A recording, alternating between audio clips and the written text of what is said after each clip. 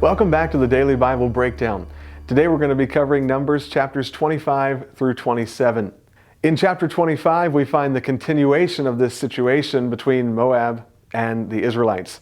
And though it's not stated explicitly in this chapter, it's evident if you read ahead in chapter 31 and verse 16, as well as comments made about Balaam all the way in Revelation chapter 2, we find that Balaam somehow convinced Balak that the best way to destroy the Israelites was actually to have them destroy themselves. He suggested that the people of Peor involve the Israelites in their pagan worship, which included sexual immorality. As we read on, we find that the men of Israel were seduced by their prostitutes, which drew them into idolatry. They began worshiping those false gods. And God announced that those involved in this sin would be killed. In the midst of this announcement, one of the men was actually brazen enough to bring one of the prostitutes into the camp of the Israelites.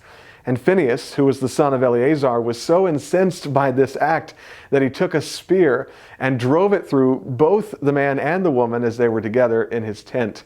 This brought an end to the plague that God sent among them, but not before 24,000 people were killed as a result. In chapters 26 and 27, we find that the people are numbered once again. The 11 tribes, so all the tribes but the Levites, were once again counted, and this time the number of fighting men, 20 and up, was 601,730. Then lots were cast to determine the inheritance of each of these tribes. It's also noted that not a single one of the originally numbered men, 20 and up, remained in this new count except for Joshua and Caleb. They had all died in the wilderness wanderings. The Levites were also counted at this point, and their number was 23,000. And their number actually included all the males 1 month old and up. Of course, they were not involved in the fighting.